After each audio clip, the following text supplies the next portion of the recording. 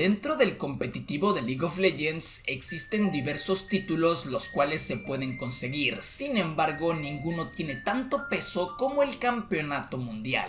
Y es que ganar un mundial representa la máxima aspiración que puede tener un jugador profesional dentro de este juego. A lo largo de la historia han existido múltiples equipos y jugadores que han logrado ganar este título y gracias a esto han quedado inmortalizados dentro de la historia de League of Legends. Sin embargo, ganar un mundial no significa ni tampoco representa que eres uno de los mejores jugadores de la historia, y les puedo poner de ejemplo a Duke, el cual salió campeón del mundo en el año 2016 con la escuadra de T1 y en el año 2018 con la escuadra de Invictus Gaming. Y a pesar de que Duke salió campeón del mundo en 2 ocasiones, de igual manera no es considerado ni de broma uno de los mejores top laners de la historia. Y no quiero que me malinterpreten, esto no significa que Duke haya sido un mal jugador o que le hayan regalado sus mundiales. No, simplemente en un top 5 histórico de mejores top laners es muy difícil meterlo, porque existen muchos otros que incluso algunos ni siquiera tienen un mundial ganado, los cuales son considerados mucho mejores que Duke.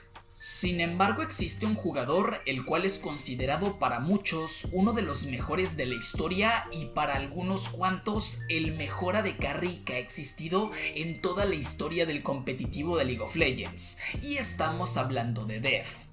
La trayectoria, la historia y el palmarés con el cual cuenta Deft es uno de los mejores de la historia, y es que estamos hablando de un jugador con más de 10 años de trayectoria dentro del competitivo de League of Legends, jugando en la máxima élite del juego. Es simplemente un jugador que se merece el respeto de absolutamente todo el mundo. Pero todo esto no significa que Deft sea uno de los mejores jugadores de la historia de League of Legends, ni tampoco significa que sea el mejor AD Carry de la historia del LoL, y es que si hacemos un top 3 de los mejores AD Carries que han existido, es simplemente imposible meter a Deft dentro de ese podio. Y nuevamente reitero, de la misma forma que hice con Duke, esto no significa que Deft sea un mal jugador, al contrario, es un AD Carry buenísimo, bastante sólido y nuevamente repito, con una trayectoria envidiable, pero esto no se debe confundir con ponerlo en un podio de mejores AD Carries de la historia,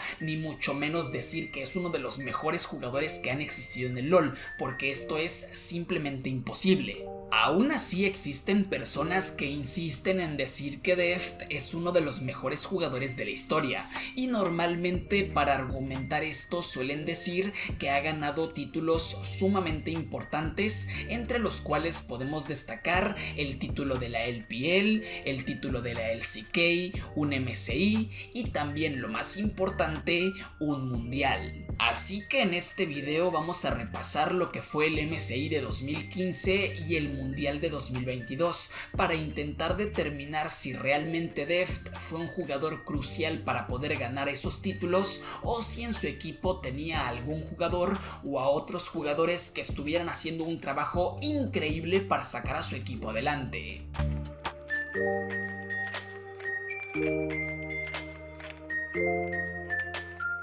En el MSI de 2015 tuvimos la final entre la escuadra de T1 y la escuadra de Edward Gaming, en donde finalmente Edward Gaming terminaría ganando el campeonato. Y siendo completamente sincero, a lo largo de toda esta competencia Edward Gaming fue un equipo excelente, pero especialmente tengo que destacar a 2 jugadores, los cuales son Clearlop y Pawn, es decir, el jungla y el mid laner. Para los que tengan conocimiento del increíble nivel de estos 2 jugadores a lo largo de este MSI, entenderán a lo que me refiero, y es que eran 2 bestias imparables. Sin embargo, es imposible que no mencione lo bueno que fue Deft en esta competencia, porque realmente tuvo un desempeño increíble. No voy a decir que el tipo se echaba al equipo en el hombro, pero era súper efectivo. Y es que prácticamente todas las ocasiones que el jungla de Edward Gaming generaba para el equipo, Deft las sabía aprovechar muy bien, siendo una de carry muy peligroso a la hora de sacar ventaja, y eso para mí es algo muy importante en un jugador, que sepa aprovechar los recursos que su equipo le está entregando. Sin embargo, los principales responsables de que Edward Gaming ganara este MSI fueron Clearlove y Pawn, pero me atrevo a decir que sin Deft posiblemente no habrían logrado ganar este campeonato, especialmente por lo bien que se desempeñó durante la final, así que este primer título importante de Deft lo tiene completamente merecido. Trying to focus now with the rest of the team. It is onto Faker. That's his mirror image, and he is already out and ready to he goes deep. Chain missed. That's going to be quiero going down finally after wanting too much in the fight, and the team couldn't answer with it. Dark binding, preventing any of that crowd control from hurting SKT's disengage, but it's going to be Bang putting himself right in the fight. Quiero's already teleported in from the backside as well. Bang falls down. Wolf gets one last passive control on to, I believe, Deft, and he goes down as well. The double kill finally coming in for Pawn. He's been looking to get something going on the Morgana. Faker and his Soul Stealer were not in that fight. They did match the teleports, but that's exactly the fight. Dragon is absolutely massive, though. Speed try and control is big.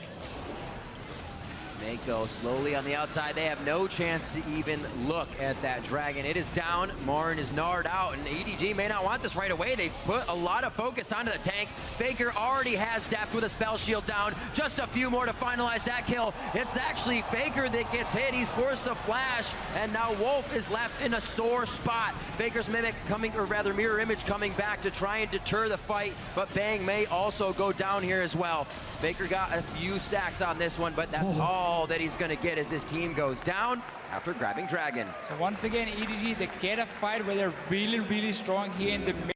They can make pushes happen, but because of the blue buff harassment by Marin there, it opened up just a small enough window for them to go. There's Sephiroth. They really want to fight. They just hit their spell shields to block Faker's damage. They are going to get in onto Wolf, though. Good kill coming from Deft. They are still following with a bit of on-the-hunt pressure. Righteous Glory just wears off, and they go in. Quiero's right in the middle with Vengeful Maelstrom on. That's a huge order wall damage. The Soul Shackle causing SKT to flash out every which way. EDG is all over SKT. All over the health bars, and they drop everyone but Bangy and Faker. And they find the fight with the Sephiroth. They landed enough dark bindings. They know they are in their absolute peak. Placed by SKT. The ultimate counter.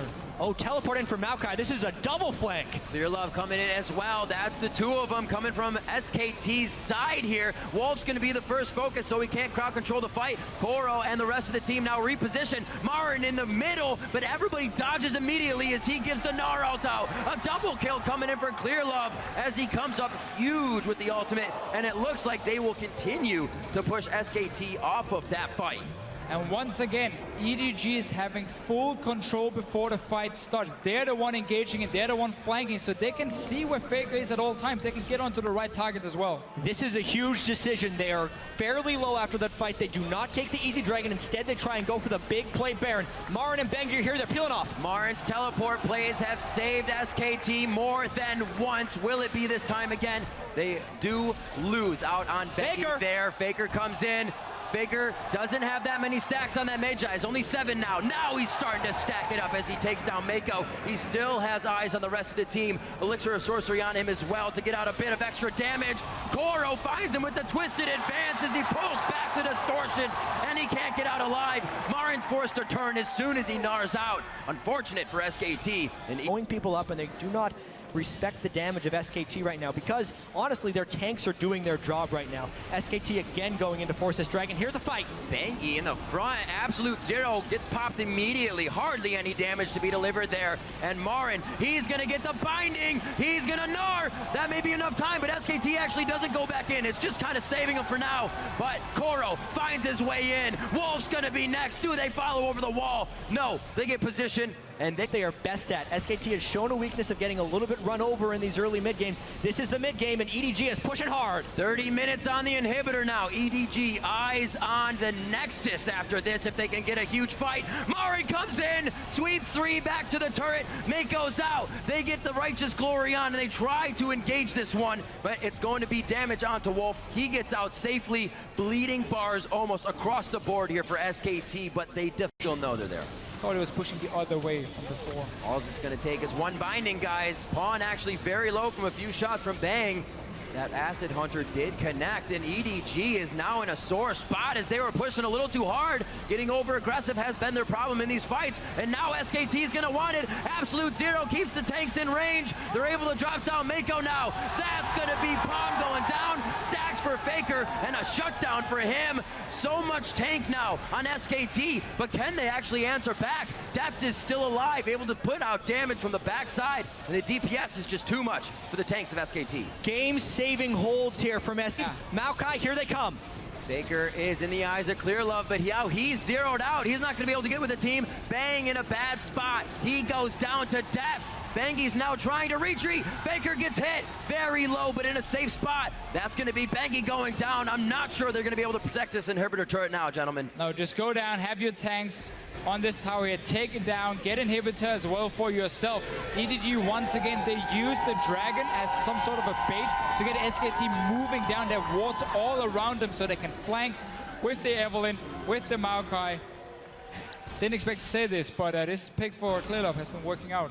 Another very dangerous Baron. EDG needs it to win. Here comes SK Telecom. Bangy not there for the 50-50. Baron going very low at 1,500. It is going to go over to Clear. Down goes Faker. They take down Faker immediately. EDG could have eyes on the base. Marin's going to be a distraction, but he's going down very fast, even as Meganar. Edward Gaming could have eyes on the Nexus, and we're 37 minutes in. SKT is going to try to put up one hell of a defense here. Baron minions, the damage dealers down outside of Bank. 5 people alive for EDG. They are 1 push away from the mid-season Invitational Championship. Bengi, Bang, and Wolf now trying to keep them from being extinct in the mid-season Invitational. Here's the last engage. EDG doesn't even see the turrets. Eyes on SKT. SK Telecom T1 are wiped. The Nexus turrets are going down. LPL's Edward Gaming are the 2015 Mid-Season Invitational Champions. En el Mundial de 2022 tuvimos la mítica final entre la escuadra de T1 y la escuadra de DRX, en donde después de 10 años de trayectoria, Deft logró conseguir su primer título mundial, y lo mejor de todo para Deft fue que lo hizo en contra de Faker, algo que le da mucho valor al título ya que Deft lo consideraba su rival. Pero, ¿qué podemos decir sobre el desempeño de Deft a lo largo de este torneo? Bueno, principalmente es importante recalcar que a pesar de que DRX salió campeón en ese mundial, no fue un equipo que lograra dominar al resto, ya que llegaron a la final con resultados sumamente apretados, pero al final de cuentas lo importante en League of Legends es destruir el nexo enemigo. Durante la final, Deft tuvo un desempeño bastante regular, y si tú te atreves a decir que fue el jugador clave para ganar el mundial, entonces estás viviendo en una mentira, porque los jugadores que sacaron la cara por el equipo fueron Kingen y Zeka. Especialmente Kingen fue crucial para ganar la última partida con su Aatrox. Esto no significa que Deft no merezca ser campeón del mundo, pero es imposible decir que él fue el jugador clave para ganar ese mundial. Owners coming in. Is this going to be another steal? Barrel will block it with the CC. And moving in. No flash on Faker. Piosik has the ult. Zeka has the shuffle. He's not going to get the angle just yet. Piosik looking for it. There's your engage. Knocks him back out of the gravity well. Knocks him into the shuffle. Knocks him to his doom. And Zeka gets the kill. But now he's going to run. Remember, there's no ulti for Owner, but he's still going to grab the kill. 1 for 1 on mid laners as Zeus wants to run down Piosik. Owner's ready to follow. Stolen his ear body means 2 for T1. They're not out yet. Owner now going to ult over the back. back of the Raptors to escape Here Kingen. comes Kingen. Kingen's ready to go. Zeus is trying to retreat. Q1, Infernal Chains. Q2, but Q3 ain't gonna hit. Zeus Setting themselves up to retake some vision, now working with Carrera on that support roam timer. Meanwhile, Pioshik wants to look top. Zeus has no ghost. Zeus also now without the W. Gwen is not immune. Pioshik with a devastating charge, bringing him right back into the range of Kingen. And Pioshik gets the kill. Oh, Zaka's gonna put some damage on him. Kingen staying on the flank. He's gonna look for it, but a flash out from Faker keeps him safe.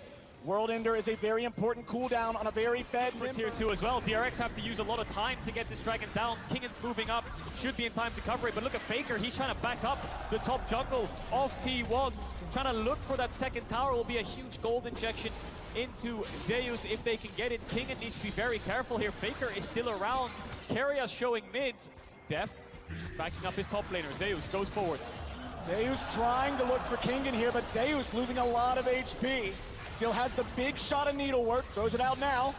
Kingen's gonna keep chasing him off. A1 will lose that critical summoner Faker, no spell flash. on their AD carry, but Faker's now the target. Devastating charge, onslaught of shadows, but not enough damage. Zeka has to get away as Owner's ready to follow up. Pioshik is too far forward, and Faker takes him out. Now Owner's got the charge to chase Zeka. He's gonna look for it. Barrel's ready to try to protect, and he gets him away. This is your last game. It's all decided here. TP coming in from Faker. T1 want to pressure down this mid tower. DRX not a lot of wave clear to respond. Barrel's getting locked down, but he gets away. Lots more damage pouring in, but not enough to kill him just yet. Pioshik's coming around from the side. Kingen's on the flank now too. They're waiting on the TP to come in. Gumayushi's gonna be targeted. He tries to get away, but he's gonna die out first. Zeka's trying to get away. They're finding more damage as Owner's about to fall down to Pioshik now. Zeus wants to fight against Kingen. The ball keeps him alive, and DRX is winning the fight. Shadow was still ready. Faker dies. Zeka goes in, and Carrera will die too. Circle T1 like sharks, herding them in. T1 didn't find a response. Guma, can he steal it? Guma went after Fire Eye Hell. Takes a chunk.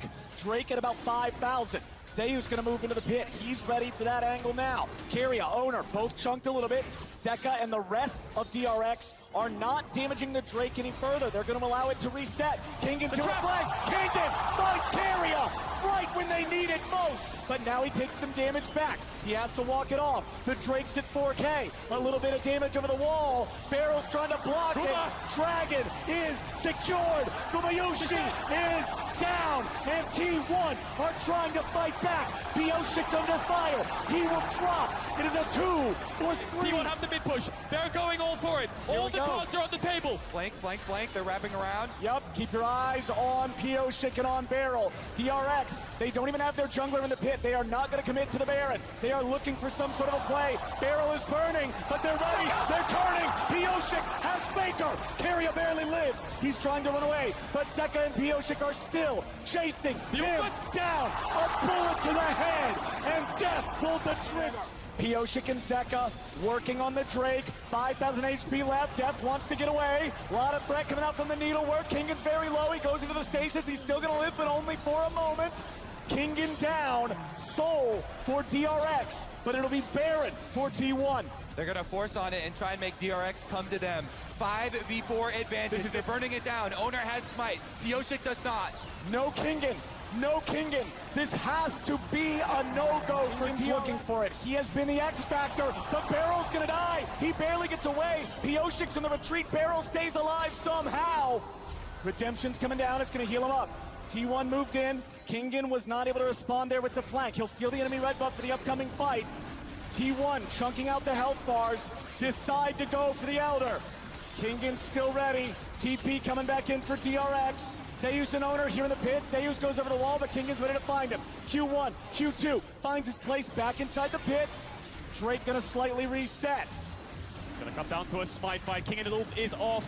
Barrel has the ultimate back up. No carries on the flashes.